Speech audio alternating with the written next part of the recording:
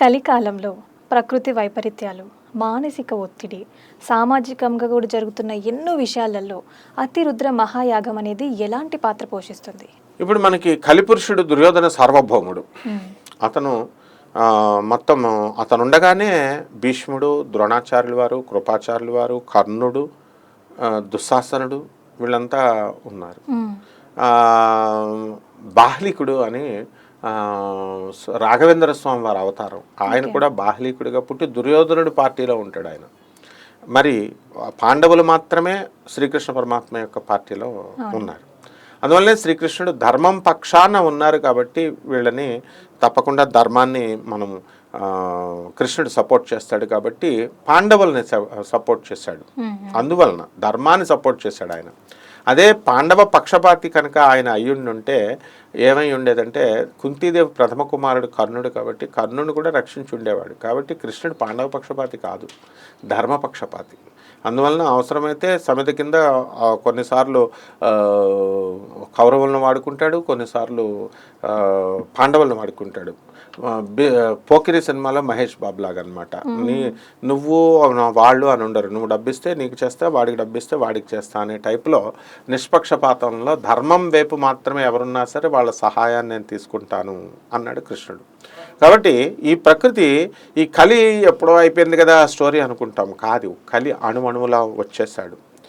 కలియుగంలో ప్రతి పర్సన్లో దూరాడు. నేను కలికి ఏమీ లొంగలేదండి అని అంటాడు. కలి యొక్క 6 శక్తులు ఉన్నాయి కలికి. ఆయన సద్విప్ర అనేటటువంటి వాడు కలిపురుషుని యొక్క శిష్యుడు. ఆ సద్విప్రుడి యొక్క 6 శక్తులు కామ, క్రోధ, లోభ, మోహ, మద, మాత్సర్యం. కామాసురుడికి లొంగనివాడు లేడు. క్రోధాసురుడు, కోపానికి లొంగని వాళ్ళు లేరు. కాబట్టి ఇప్పుడున్నటువంటి అందువల్లనే కాషాయ బట్టలు వేసుకున్నటువంటి వాళ్ళు పెద్ద పెద్ద పీఠాధిపతులు, పెద్ద పెద్ద ప్రవచనకారులు, పెద్ద పెద్ద సంగీత విద్వాంసులు, మనుషులు, రాజకీయ నాయకులు, గవర్నర్లు, ఇలా ఏ పోస్టుల్లో ఎవరు ఉన్నా సరే ఏదో ఒక సమయాన కామాసురుని యొక్క కాటుకు బలయ్యి అప్రతిష్ట పాలైనటువంటి వాళ్ళు మనం చూసాం. అలాగే క్రోధం, లోభము, నా ఆస్తి నా ఇది అని, అలా అన్నా చెల్లెళ్ళు పొలిటికల్ పార్టీస్లో ఉన్నటువంటి వాళ్ళు కొట్టుకోవడాలు, ఫైటింగ్లు, ఇవన్నీ కూడా అంటే కలి విశ్వరూపాన్ని చూపిస్తోంది. భక్తితో ఎవరు కూడా నేను ఈ ఏదో నామజపాన్ని చేస్తాను, నేను అభిషేకాన్ని చేస్తాను, లేదా హోమాన్ని చేస్తాను అని అనుకుంటుంటారు కదా. కలిని నేను పారద్రోలుతాను అని అది అసంభవం. కాబట్టి కలి చాలా బలవంతమైనటువంటి శక్తి కలిగినటువంటి వాడు. వీడు ఎవర్రా అంటే ఆదిదేవుడు, ఆది గురువు అయినటువంటి పరమేశ్వరుడు, ఆయనే దత్తాత్రేయుడు. ఎప్పుడైతే ఈ యొక్క పరమేశ్వరుని యొక్క శిష్యుడే పరశురాముడు, అలాగే అతని శిష్యుడే దత్తాత్రేయుడు. కాబట్టి దత్తాత్రేయుని యొక్క శిష్యుడే మళ్ళీ పరశురాముడు, ఇలా సైకిల్ అనమాట. సో ఎప్పుడైతే జగద్గురువుల యొక్క ఆశీర్వాదం మనకు ఉంటుందో అప్పుడు మాత్రమే మనం కలిపురుషుణ్ణి మనం జయించగలుగుతాం. అంటే ఆయన ఎవరు? దత్తాత్రేయుడు యొక్క అనుగ్రహం మనకు ఉండాలి. అంటే ఆదిగురువు అయిన శివుడు, ఆదిశంకరాచార్యులు వారు, రామానుజాచార్యులు వారు, ఇలాంటి జగద్గురువుల యొక్క ఆశీస్సులు మన మీద ఉన్నప్పుడు, వివేకానందుడు, ప్రభాతరంజన్ సర్కార్, రమణ మహర్షుల వారు, ఇలాంటి వాళ్ళ ఆశీర్వాదం ఉన్నప్పుడు మాత్రమే మనకి ఈ హోమాలు చేయాలని అనిపిస్తూ ఉంటుంది. మామూలుగా ఏదోలు చేస్తున్నారులే అని అనుకుంటాం. అందులోనూ ఇవి కాస్ట్లీ యాగాలు, ఇవన్నీ కూడా చాలా కాస్ట్లీ యాగాలు, ఎక్స్పెన్సివ్. ఎందువల్లంటే 14,641 సార్లు చేయాలి. ఆ ఋత్వికులందరూ కూడా వేద పండితులై నిష్ణాతులై ఉండాలి, నమ్మకచమకాల్లో నిష్ణాతులై ఉండాలి, అండ్ భక్తి ఉండాలి, శ్రద్ధ ఉండాలి, అటు దాంతో చేసేటటువంటిది.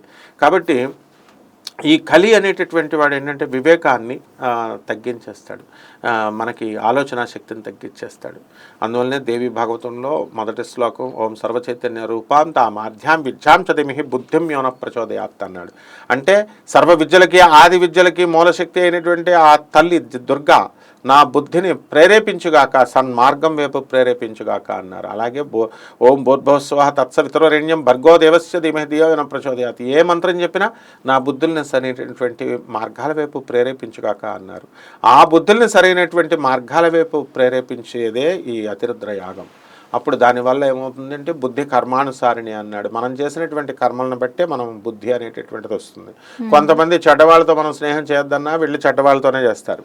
కొంతమంది వద్దన్నా మంచి వాళ్ళతోనే చేస్తారు. వాళ్ళ కర్మలను బట్టి వాళ్ళు ఆ రూట్లో వెళ్తారు. కాబట్టి ఈ యొక్క అతిరుద్ర యాగాన్ని ఎవరు చేయించుకోగలుగుతారు అని అంటే, ఎవరికైతే ఈ యొక్క ఈ కర్మ పరిపక్వమై మోక్షానికి దగ్గరగా ఉంటారో అటువంటి వాళ్ళు ఈ యాగాలను చేయించుకోగలుగుతారు. ప్లస్ రెండవది ఏంటంటే, ఈ యాగాలు చేయించుకోవడం వల్ల కలిపురుషుని నిలువరించగలం మనం. గురుభక్తి, మెయిన్ గురుభక్తి ఉండాలి, పురుష ప్రయత్నం ఉండాలి, దైవానుగ్రహం ఉండాలి.